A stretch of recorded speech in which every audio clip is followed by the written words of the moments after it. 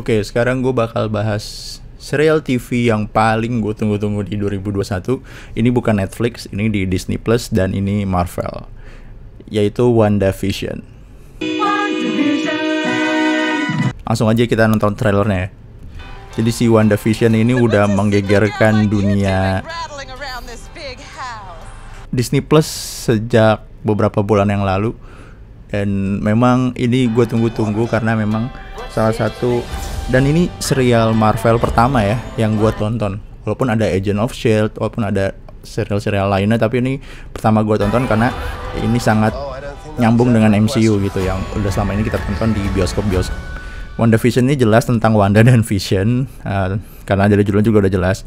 Jadi di sini tuh kita timeline-nya tuh dia beberapa minggu setelah Endgame. Jadi setelah peristiwa blip itu, ini diceritain di sini sebenarnya Wanda itu kemana, dan kita kan tahu ya Vision udah mati, kok bisa ada Vision lagi di WandaVision ini. Nanti semua sampai episode 9 itu bakal terbongkar semua.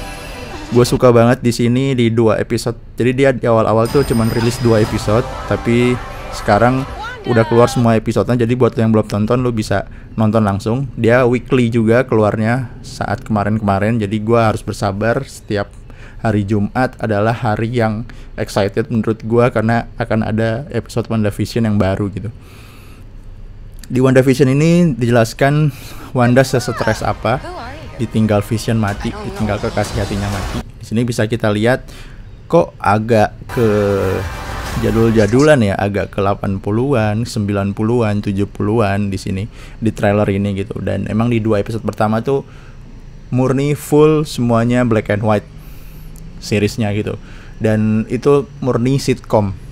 Jadi kayak bener-bener ya lu kayak nonton sitcom aja gitu, yang ada background orang ketawa di baliknya gitu. Dan di situ Wanda sama Vision berperan sebagai tokoh utama dari si sitcom itu gitu. Tapi memang harus sabar-sabar, dan di episode 3 juga udah mulai keluar serunya, udah mulai ada karakter-karakter baru. Di sini juga yang gue suka sangat sinematik ya, dan memang ya Marvel nggak usah diragukan lagi lah, lu sinematografinya kayak apa gitu. Kalau lu emang udah biasa nonton Marvel di bioskop ya. Nah di sini juga Visionnya juga terlihat memegang peran yang penting juga, dan ternyata aduh gue bingung nih, nge-review tanpa spoiler tuh agak susah sih, tapi di sini gue akan coba tanpa spoiler ya.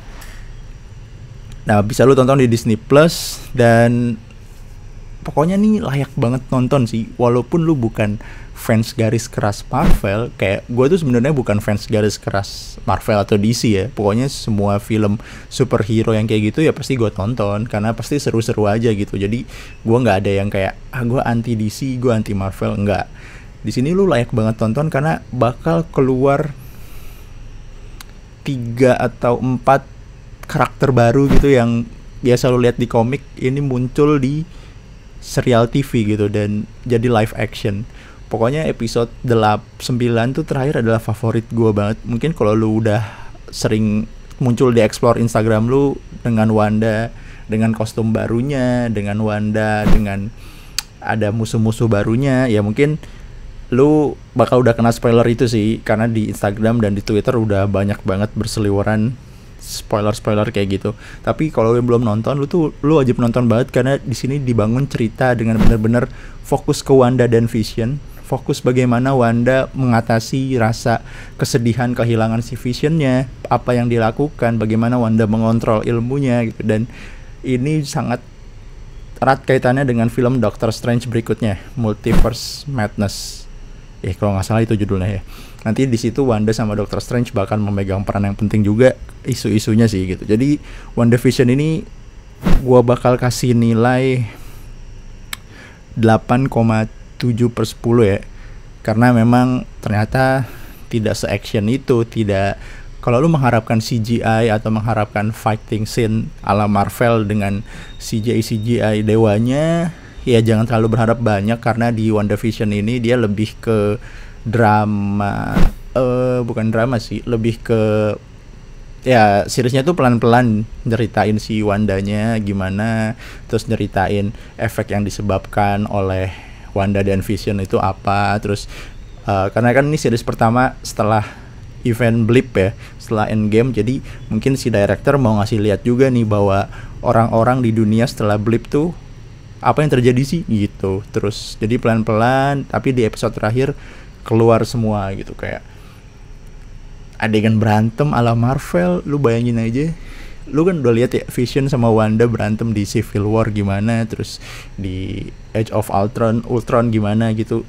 Dan di sini tuh fokus ke mereka berdua dan wah gokil sih. Gua nggak paham lagi di episode 9 itu episode terbaik menurut gua. Kalau gua bisa ngasih nilai di episode cuman satu episode gitu, episode 9 ya 9,5/10 lah. Karena CGI-nya dari karakternya Wanda dan Vision bakal ngelawan karakter baru gitu. Terus ya ada juga karakter yang bantuin mereka. Terus ada juga Easter egg yang dari X-Men muncul ke series ini.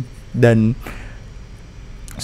gue bingung sih, gue tuh udah gatel mau spoiler, tapi gue akan mencoba review tanpa spoiler. Jadi intinya sih ini tetap layak tonton buat lu pencinta. Kalau lu emang ngikutin Marvel dari Marvel Cinematic Universe di bioskop kemarin, kalau lu ngikutin itu, lu wajib nonton series ini karena ini akan sangat menghibur, akan sangat seru, akan setiap episodenya bakal ada unsur-unsur kejutan yang bikin lu kayak penasaran nonton di episode-episode berikutnya gitu.